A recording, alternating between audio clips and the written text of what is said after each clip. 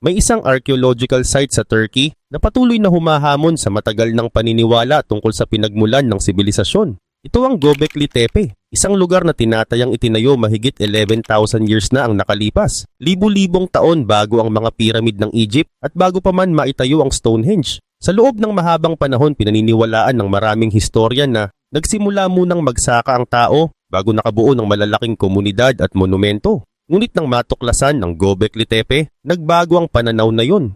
Sa ilalim ng isang ordinaryong burol, natagpuan ng mga archaeologist ang malalaking bilog na enclosure na binubuo ng higanting T-shaped stone pillars. Ang ilan sa mga haliging ito ay umaabot sa halos 18 feet ang taas at tumitimbang ng hanggang 50 tons. Mas kahanga-hanga pa rito ang mga detalyadong ukit ng mga hayop tulad ng ahas, fox, wild boar at scorpion. Ipinapakita ng mga ukit na ito ang mataas na antas ng kasanayan ng mga taong nagtayo ng lugar kahit wala pa silang metal tools o sistema ng pagsusulat. Dahil dito lumitaw ang isang mahalagang tanong.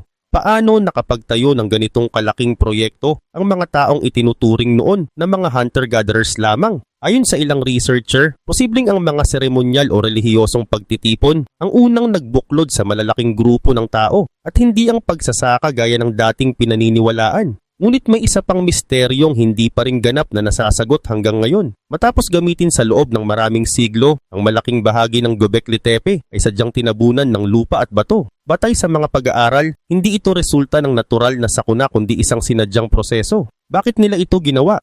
Pero bago natin simulan ng talakayan, ay hihingi lang sana ako sa iyo ng isang like at pakisubscribe na rin ang ating channel. Napakalaking tulong na nito sa aming mga content creator. Kaya naman simulan na natin.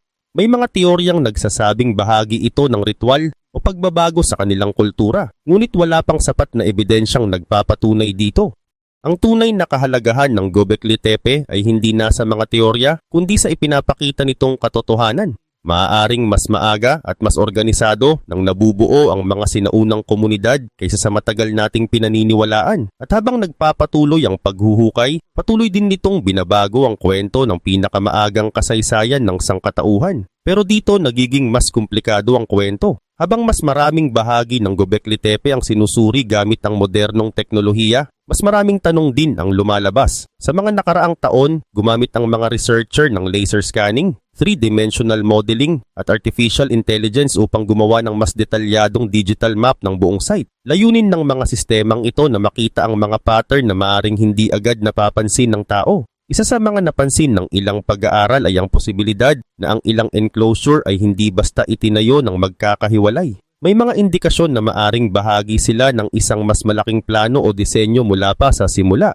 Kung tama ito, ang nangangahulugan itong may kakayahan ang mga nagtayo ng lugar na magplano ng malalaking proyektong aabot ng maraming taon o posibleng maraming henerasyon. Para sa maraming archaeologist, ito mismo ang nakakagulat. Hindi dahil may ebidensya ng nawawalang advanced technology, kundi dahil ipinapakita nitong mas organisado at mas bihasa ang mga sinaunang tao kaysa sa matagal nang inaakala. Kasabay nito may mga viral na ulat online na nagsasabing nakakita umano ang artificial intelligence ng mga marka sa bato na hindi maipaliwanag ng kasalukuyang agham. May ilan pang nagaangking ang mga ukit at hiwa sa mga haligi ay masyadong perpekto upang magawa gamit lamang ang mga kagamitang bato. Ngunit hanggang sa kasalukuyan, wala pang peer-reviewed scientific study na nagpapatunay sa mga pahayag na ito. Wala ring natatagpo ang ebidensya ng industrial machines, metal tools, o anumang teknolohiyang maihahambing sa modernong kagamitan sa loob ng site.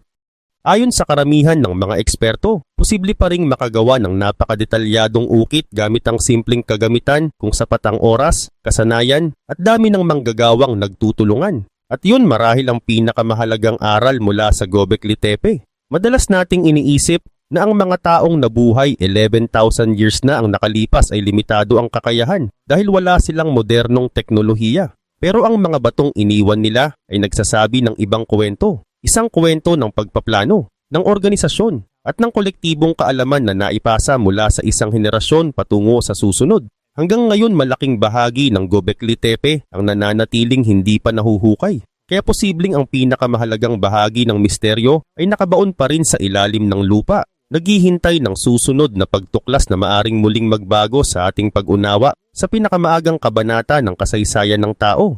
Ngunit habang lumalalim ang mga paghuhukay sa Göbekli Tepe, unti-unting nabago ang pananaw ng mga archaeologist tungkol sa tunay na gamit ng lugar. Noong 2017, naglabas ng pag-aaral ang mga researcher mula sa German Archaeological Institute tungkol sa mga labi ng tao na natagpuan sa site. Kabilang sa mga natuklasan ang ilang bungo na may kakaibang marka. Makikita sa mga ito ang malalalim na uka na sadyang inukit sa ibabaw ng buto. Ang isa naman ay may maliit na butas sa itaas na bahagi ng bungo. Ayon sa mga mananaliksik, posibleng ginamit ang mga uka at butas upang lagyan ng tali o iba pang paraan ng pagsasabit. Dahil dito, lumitaw ang isang teorya na maaring may tinatawag na skull cult o ritual na may espesyal na papel ang mga bungo ng tao sa kanilang kultura. Gayunpaman, mahalagang tandaan na pinag-aaralan pa rin ito at hindi pa ganap na malinaw kung ano mismo ang kahulugan ng mga ritual na iyon. Isa pang kapansin-pansing bahagi ng Göbekli Tepe ay ang mga ukit na makikita sa mga haligi. Kabilang dito ang mga ahas, fox, scorpion at iba pang hayop na mahalaga marahil sa paniniwala ng mga taong nanirahan doon. May isang haligi na madalas pagtuunan ng pansin ng mga researcher, ang tinatawag na Pillar 43 o mas kilala bilang Vulture Stone. Makikita rito ang iba't ibang simbolo at imahe na hanggang ngayon ay pinagtatalunan pa rin ang eksaktong kahulugan. May ilang mananaliksik kabilang si Martin Sweatman na nagmungkahing maaaring may kaugnayan ng ilan sa mga simbolong ito sa mga bituin at pangyayari sa kalangitan noong sinaunang panahon. Isa sa kanilang mga teorya ay maaring naglalaman ang mga ukit ng alaala ng isang malaking cosmic event na naganap libu-libong taon na ang nakaraan. Ngunit mahalagang linawin na hindi ito ang opisyal na pananaw ng karamihan sa mga archaeologists. Maraming eksperto ang nagsasabing kulang pa ang ebidensya upang mapatunayan ang direktang koneksyon sa mga constellation o sa isang partikular na comet impact. Sa ngayon, nananatili itong isang interesanteng hypothesis, ngunit hindi pa itinuturing na napatunayang katotohanan. At dito lalong nagiging misteryoso ang Göbekli Tepe. Hindi dahil may ebidensya ng nawawalang super technology, hindi dahil may patunay ng isang nakalimutang advanced civilization, kundi dahil ipinapakita nitong ang mga taong nabuhay mahigit 11,000 years na ang nakalipas ay may kakayahang magplano, mag-organisa at lumikha ng mga monumentong mas komplikado kaysa sa matagal nating inakala. Ngunit may isa pang bahagi ng kwento na patuloy na nagbibigay ng palaisipan sa mga mananaliksik. Sa paligid ng Göbekli Tepe matatagpuan ang mga quarry kung saan hinugot ang napakalaking blok ng bato. Dito nagsisimula ang panibagong tanong, paano nila naputol, nailipat at naitayo ang mga batong tumitimbang ng napakaraming tonelada gamit lamang ang teknolohiyang mayroon sila noong panahong iyon. Hanggang ngayon wala pang isang sagot na tinatanggap ng lahat. At maaring ang mga quarry na ito ang susi sa pag-unawa kung paano naisakatuparan ang isa sa pinakaambisyosong proyekto sa pinakamaagang yugto ng kasaysayan ng tao. Habang lumalalim ang pagsusuri sa Göbekli Tepe, lumilitaw ang mas kontrobersyal na mga interpretasyon mula sa ilang online reports at viral theories tungkol sa tinatawag na quarry evidence. May mga pahayag na nagsasabing natagpuan umano ng ilang pagsusuri ang bakas ng matinding init sa mga batong limestone sa pinanggalingan ng malalaking haligi. Ayon sa ganitong mga claim, tila umabot daw sa mataas na temperatura ang ilang bahagi ng bato bago biglang pinalamig gamit ang tubig. Isang prosesong tinatawag na thermal shock. Sa teorya, maaari itong magdulot ng kontroladong pagbitak ng bato para mas madaling hatiin.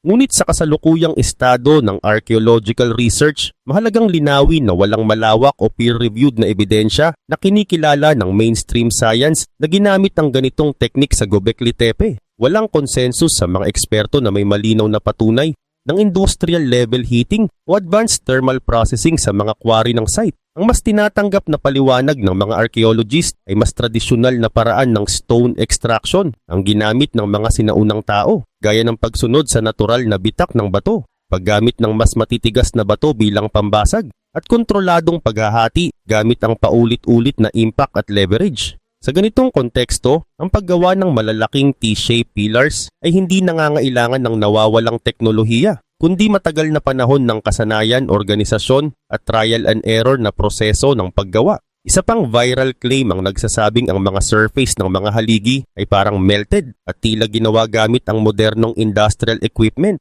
Ngunit ayon sa mga geologists at archaeologists na nag-aral sa site, ang makinis na surface ng limestone ay maaaring resulta ng natural na properties ng bato, erosion at maingat na polishing gamit ang simpleng stone tools sa loob ng mahabang panahon. May ilang modernong eksperimento rin sa experimental archaeology na nagpapakita na ang masusing pag-ukit ng limestone ay posible gamit lamang ang mas matitigas na bato kahit hindi gumagamit ng metal tools. Tungkol naman sa ideya na walang learning curve o walang ebidensya ng trial and error sa Göbekli Tepe, hindi rin ito ang tinatanggap ng karamihan sa mga eksperto. Sa archaeological record, limitado lang ang ating nahuhukay sa buong site.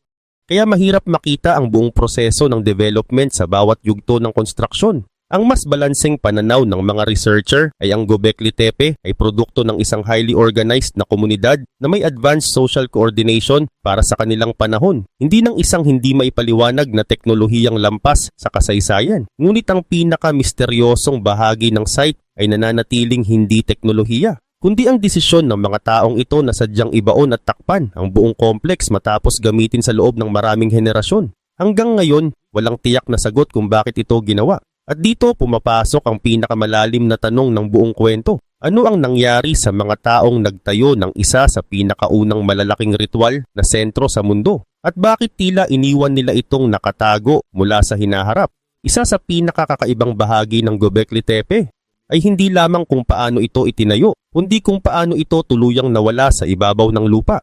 Ayon sa mga pag-aaral, matapos ang mahabang panahon ng paggamit, unti-unti at kalaunan ay sadyang tinabunan ng mga sinaunang tao ang buong complex gamit ang pinaghalong lupa, bato, durog na limestone at iba pang materyales. Sa archaeological record, makikita na hindi ito simpleng pag-abandona. Isa itong malakihang proseso ng pag-seal sa lugar na tila planado at paulit-ulit na ginawa sa loob ng maikling panahon. Ngunit dito na pumapasok ang mas maingat na pananaw ng mga eksperto. Walang matibay na ebidensya na nagsasabing may panic o biglaang emergency na nangyari. Ang mas tinatanggap na interpretasyon ng mga archaeologist ay maaaring may ritual, simbolikong dahilan, o pagbabago sa kanilang paniniwala at pamumuhay kung bakit tinabunan ang site. May mga posibilidad din na ang mga lumang ceremonial spaces ay sadyang inilibing bilang bahagi ng cultural transition. Hindi dahil sa isang paparating na banta, sa loob ng fill layers na bumalot sa mga istruktura, natagpuan ng mga mananaliksik ang halo ng natural at gawa ng tao na materyales. Isang indikasyon na ang proseso ng pagtabon ay sinadyang proyekto ng komunidad, hindi aksidenteng pangyayari. Isa sa mga mas interesanting natuklasan ay ang pagkakaroon ng deliberate placement ng ilang artifacts at human remains sa loob ng fill layers. May mga bungo at buto na natagpuan na may mga marka ng ritual na pagproseso, kabilang ang pag-ukit at posibleng pagsasabit bago pa man mailibing. Ngunit mahalagang tandaan na ang interpretasyon ng mga ritual skull practices ay nananatiling paksa ng debate sa mga eksperto at hindi pa ito ganap na nakukumpirma bilang iisang malinaw na sistema o paniniwala. May mga estatwa at carved objects din na natagpuang nakabaon sa loob ng mga layer ng lupa. Ngunit hindi malinaw kung sinadya itong sirain o kung nasira lamang ito sa proseso ng paglipas ng panahon at pressure ng materyales sa ibabaw. Sa mas malawak na pananaw ng archaeological research, ang Göbekli Tepe ay maaaring sumasalamin sa isang lipunang dumadaan sa malaking pagbabago mula sa mobile hunter-gatherer groups patungo sa mas organisadong at mas permanenteng mga komunidad. Ang ganitong transition ay maaaring magdala ng pagbabago sa mga ritual, sa paggamit ng mga sacred spaces at sa paraan ng pag-alala sa mga nakaraang panahon. Hanggang ngayon patuloy pa rin ang paghuhukay at pag-aaral sa site at sa bawat bagong layer na natutuklasan, mas lumilinaw na ang Göbekli Tepe ay hindi isang simpleng misteryo ng nawala o itinago, kundi isang komplikadong bahagi ng ebolusyon ng kultura ng tao na hanggang ngayon ay hindi pa lubos na nauunawaan. Sa huling bahagi ng kwento ng Göbekli Tepe, madalas lumilitaw sa mga viral narratives ang ideya ng isang global reset, isang malaking sakuna na di umano'y nagbura ng isang naunang advanced civilization. Ngunit sa kasalukuyang kaalaman ng arkeolohiya at geology, hindi ito ang tinatanggap na paliwanag ng mainstream science. May isang hypothesis na tinatawag na Younger Dryas Impact Hypothesis na nagsasabing maaring may cosmic o comet-related event mga 12,000 taon na ang nakalipas na nakaapekto sa klima. Ayon sa ilang pag-aaral, may mga natagpuang anomalya gaya ng iridium, platinum at microspherules sa ilang sediment layers. Ngunit ayon sa karamihan ng mga geological at archaeological experts, hindi pa ito itinuturing na napatunayang iisang global catastrophe. Patuloy pa rin itong pinagdedebatehan sa academic community at wala pang konsensus na nag-uugnay dito bilang sanhi ng reset ng sibilisasyon. Mas malinaw sa ebidensya na ang pag-unlad ng tao pagkatapos ng huling Ice Age ay unti-unti at regional, hindi bigla ang pagbagsak at muling pagsisimula.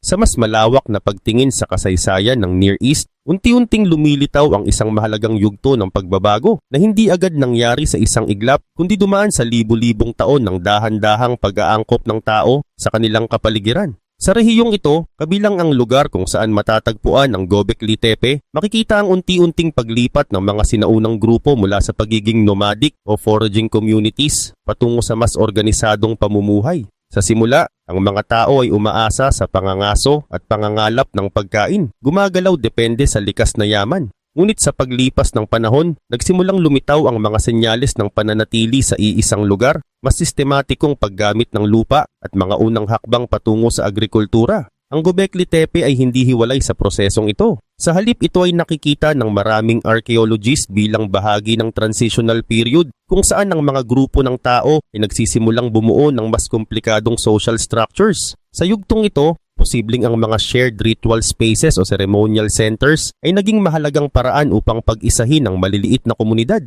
Bago pa man tuluyang mabuo ang mga permanenteng lungsod at organized states, sa kasalukuyang konsensus ng karamihan sa mga eksperto, walang matibay na ebidensya na ang mga nagtayo ng Göbekli Tepe ay gumamit ng nawalang advanced technology o teknolohiyang hindi tugma sa panahong yun. Ang mga ganitong ideya ay nananatiling haka-haka at hindi suportado ng archaeological record. Sa halip, mas pinapaboran ng mga researcher ang pananaw na ang tunay na kahanga-hanga sa Göbekli Tepe ay ang antas ng social coordination ng mga sinaunang tao. Kahit wala silang metal tools o modernong kagamitan, nagawa nilang mag-organisa ng malaking bilang ng tao upang magtayo ng monumental structures, magukit ng detalyadong simbolismo at magpanatili ng isang sentrong mahalaga sa kanilang kultura.